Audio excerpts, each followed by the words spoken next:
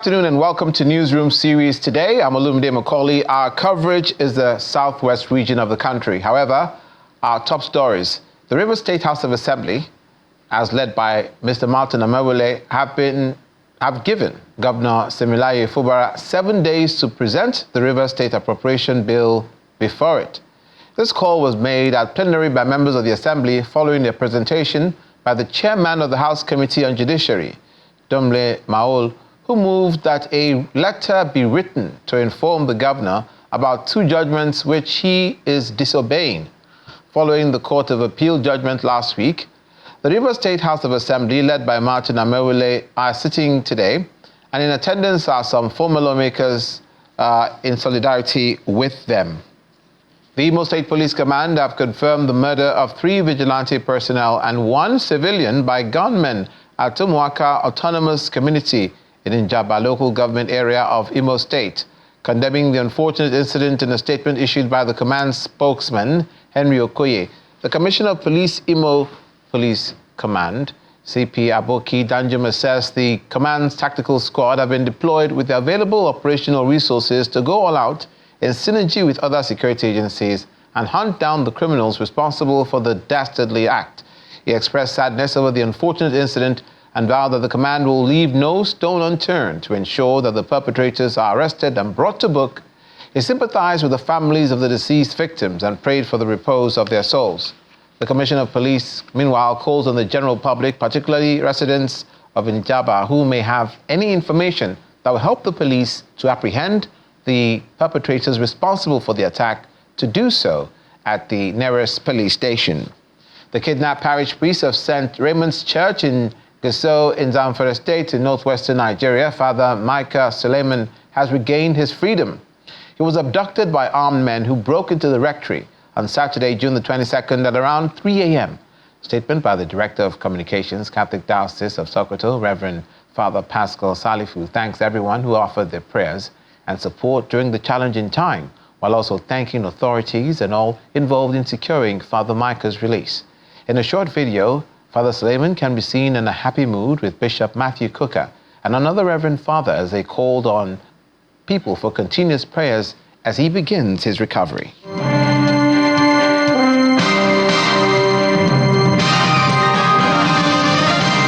Now to Newsroom series with our focus on the southwest region of the country. Concerted efforts are ongoing to boost food production in a sustainable environment across the African continent as a new regional hub for fertilizer and soil health becomes operational at the International Institute of Tropical Agriculture, Ibadan. The hub, a joint project between the World Bank, ECOWAS, and other development partners, is expected to provide cutting-edge technology to aid fertilizer production, application, and soil health for farmers across Africa. Food security remains threatened globally. It's even made worse in Africa because of climate crisis. Research has also shown that soil health is linked with ecosystem resilience, so it becomes imperative to maintain a healthy soil balance across Africa. Current estimates place fertilizer use in our region at around 20 kilo of nutrient per hectare, compared to the global average of more than 100 kilo per hectare. This stark disparity underscores the urgent need for action. New challenges have emerged, compounding the old ones, and the urgency of our situation has never been clearer. We've been able to engage about 26,000 people in ACRA-funded capacity development around these 2 thematic areas. And we are focusing actually on 6 countries, and we've worked even to make sure that our solutions can also spill over to reach 36 countries across the continent. Climate-smart agriculture practices would not be realized without a project like this Fertilizer and Soil Health Hub, a project funded by the World Bank and other partners, which seeks to nourish the soil and make sustainable environment transit from a dream on paper to reality across the continent of Africa. The hub aims to push for transformation in the agriculture sector using technology.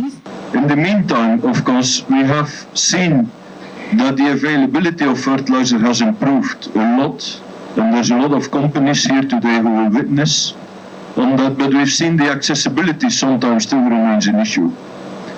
We've seen that use efficiency, fertilizer use has increased. I think the figure of 20 was mentioned, but use efficiency can still be improved. We are not yet there. The Regional Hub for Fertilizer and Soil Health provides technical assistance for the development and implementation of investments in fertilizer and soil health across the ECOWAS countries, including Mauritania and Chad. It's part of an ECOWAS sub-region involving a consortium of technical partners, including IITA, FDC, and others. It aims to enhance soil health and agricultural productivity across West Africa and the Sahel. The sustainability of this impact over the long term is very crucial, and it will depend on the ownership and mainstreaming by the African institutions at all levels. That's the perspective that we bring to this kind of engagement, that the African institutions are strongly engaged at all levels, at continental level, at regional level, at national level, and at local level. After a series of presentations from researchers and technocrats, a signing ceremony follows to formalize the agreement for this regional fertilizer hub to get underway. Under your applauses, please. In a bid to improve food production and ensure food security, the Oyo State government has begun the training of rural farmers to equip them with modern techniques and improved varieties of food crops. The training taking place at the IITA Youth Agribusiness Incubation Park Center. Local government of the state seeks to train as many rural farmers as possible on best practices and to also expose them to incentives from the government for trained farmers. The training is in partnership with the International Institute for Tropical Agriculture, Ibadan. The Oyo State government seems to be taking the issue of food security seriously with the training of rural farmers, mostly smallholder farmers, at the Youth Agribusiness Incubation Park Center located in Aweafijo local government area of the state.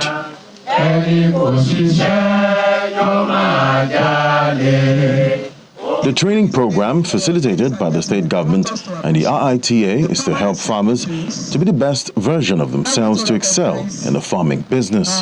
It's also part of the state government's bid to achieve food security across the state. The aim and objectives of establishing this center were to provide training for prospective farmers so as to impart on them knowledge and skills in various components of agriculture, which in turn will boost agricultural production and ultimately ensure food security.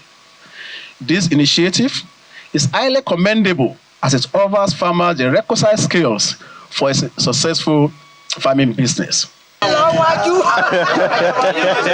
The first phase of this training, which starts with 62 farmers, is a practical demonstration of the state's commitment to improve the agricultural sector. What I'm expecting from the trainees is to cooperate with this program, to join hands, and to do all that is desired of us to do so that we will get a very good result. They are also grateful for the opportunity to be part of a process that will improve their businesses. I will describe this program as an interesting one, appreciating the Oyo State government for giving us the opportunity to share in the program, and also for their efforts on farmers in Oyo State. We want to appreciate their efforts. And to the trainee, I want to assure them that we will do our best so that at the end of everything, we'll have bountiful harvest.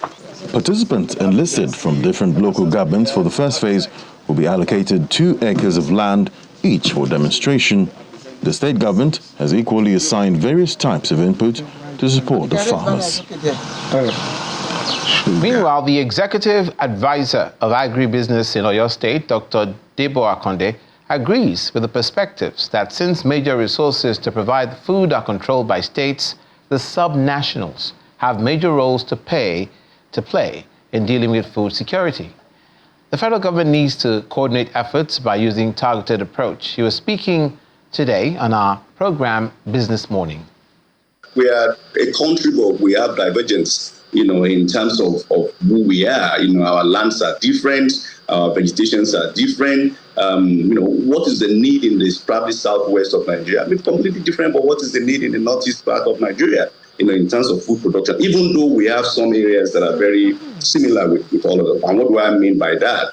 If I limit myself to southwest for now, one of the critical components, of agricultural production in the southern part of southwest of Nigeria is land preparation or land clearing. This is not a major issue in the northern part of Nigeria. I have never, at a point in time, seen, a major intervention around the issue of land clearing in the southwest of Nigeria. I think this is very critical, and this is some of the discussion that the commissioners of agriculture within the region is having as part of their major discussion. There are lands, there are arable lands, there are lands that are good for production, but the cost of clearing it is humongous, And this is some of the areas where I think the federal government can have an intervention, of support state. While probably in the northeast of Nigeria, there will be another major areas that they are interested in, that are very peculiar to them, that needs to be focused on. Among the southwest governors, the commissioners, the discussion also followed how they can ensure that they open expanses of land, beyond the one that is currently being cultivated, and create a system where we have medium to large investors, to invest within the region to support the current effort of the smallholders as well. Part of the discussion also look at the necessity to ensure that we engage in ensuring that we create a system to support the rural area. It's not just to produce on the farm. If I produce on the farm, then what happens? And then the mechanization approach as well is very, very critical. Was about mentioning that one of the approach that has been adopted within Oyo State, and that might be something that will be of a great interest to the southwest, is the subsidization of tractorization by private sector. Not just to go and be buying tractors all over the place by public sector. Some of the things that we do as public sector are not our responsibilities. They are things the private sector should be doing rather than us. So what Oyo State government has done is to say private sector continue to provide support in terms of tractorization, but we will subsidize because of the cost of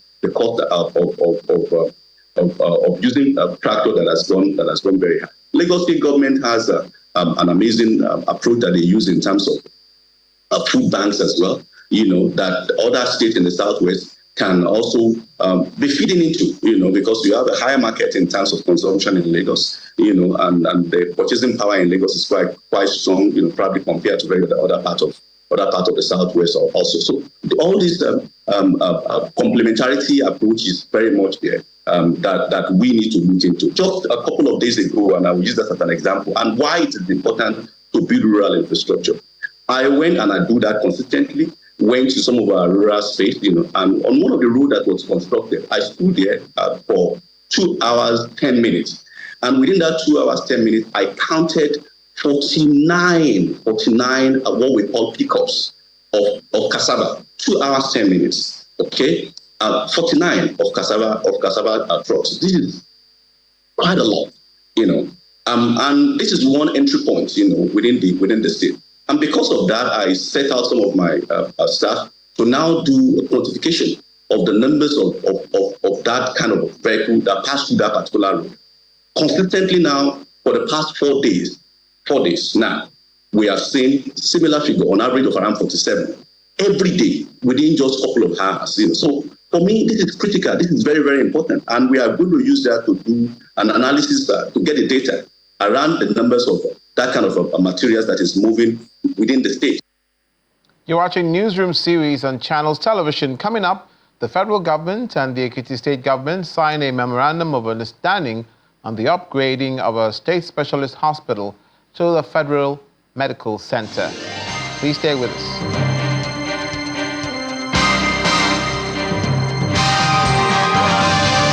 Welcome back. The Ikole Specialist Hospital in Ekiti State, the federal government, that is, it will soon be upgraded into a federal medical center following a memorandum of understanding between the state and the federal government. The federal government says it wants to ensure that every single Nigerian, regardless of their location, has access to quality and comprehensive health care.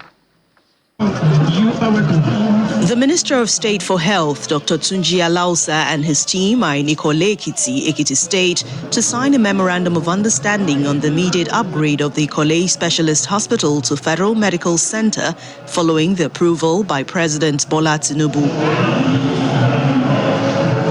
Already seated are the state governor, Biodun Oyebanji, and his cabinet members, traditional rulers and council members.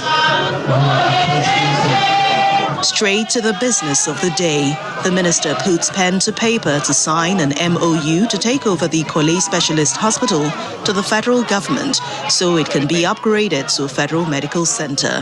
The establishment of this federal medical center aligns perfectly with the president's agenda to decentralize and democratize healthcare, making it accessible to even the most remote and underserved community.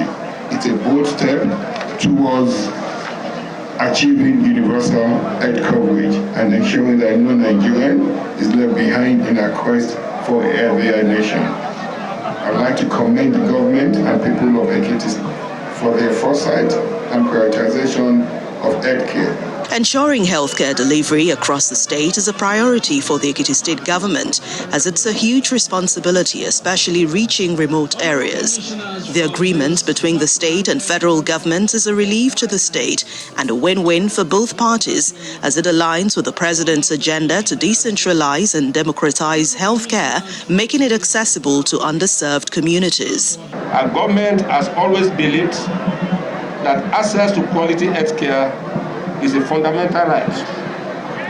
This belief is the cornerstone of our mission and drives every decision we make. It is this unwavering commitment that brings us here today to sign the MOU between the Federal Ministry of Health and Ekiti State Ministry of Health. This MOU is more than a piece of paper.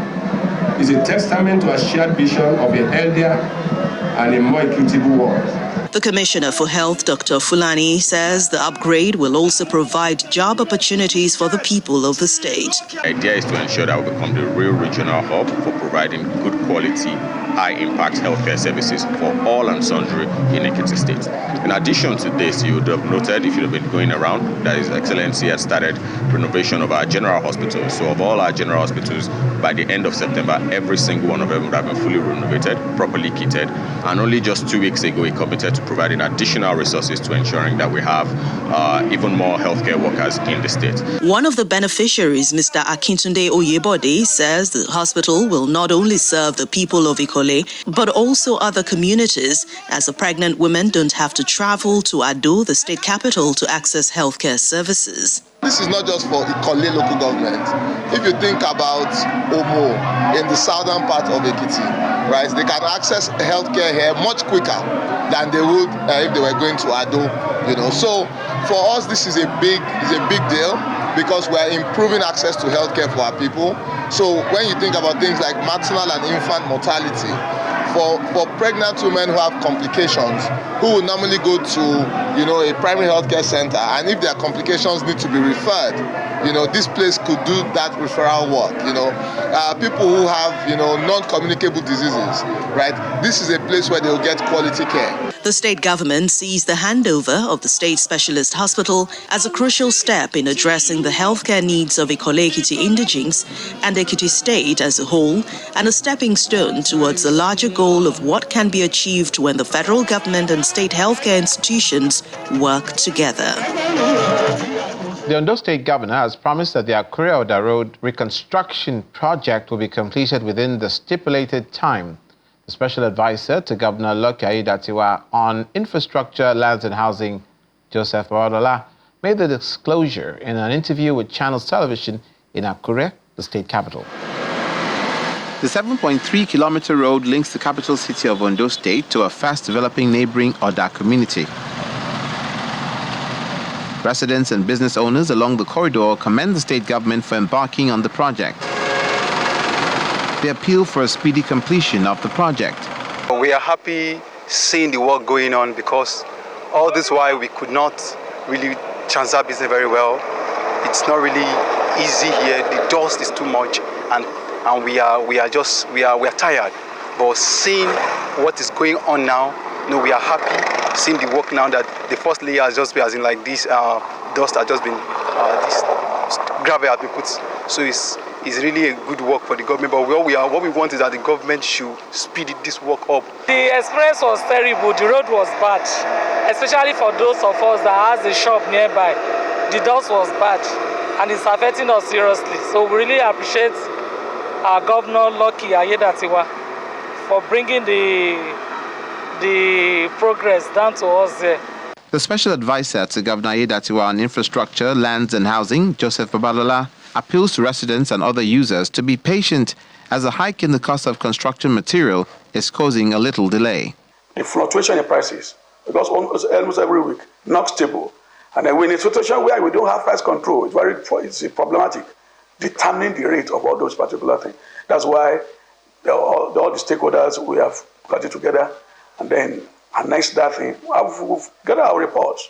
So in the next few weeks, we'll address the issue of that rate and then we'll attend to them for them to actually move on their work without any form of interruptions. Given an update on the project, one of the engineers, Adedayo Ojo, says the first phase, which is dualized, has been completed, while the second phase, which is single lane, is expected to be completed before the end of the year.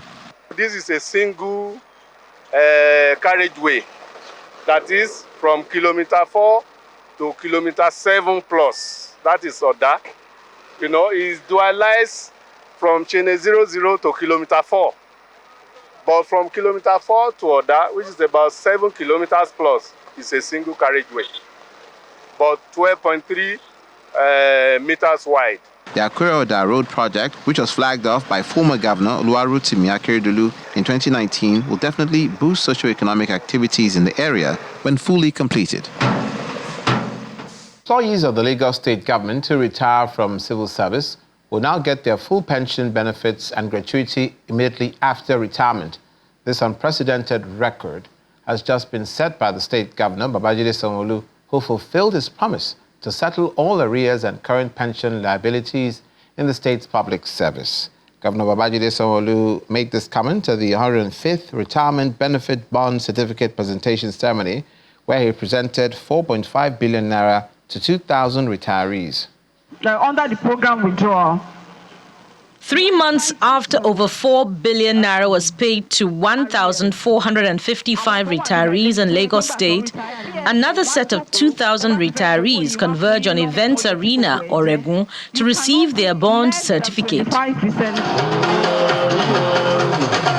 Governor Babajide Sanwo-Olu joins the gathering for the 105 Retirement Benefits Bond Certificate Presentation Ceremony organized by the Lagos State Pension Commission. The Director General of LASPEC says the payment of all backlogs demonstrates a significant achievement in public service under the current administration. The Lagos State Pension Commission has worked diligently to ensure timely processing and disbursement of pension benefits.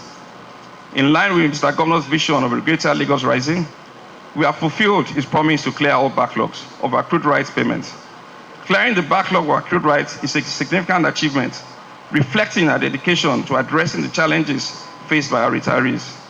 We understand the importance of these payments in securing a comfortable and dignified retirement, and we are committed to maintaining this momentum. Mr. Governor will be paying 2,000 retirees with approximately 4.5 billion.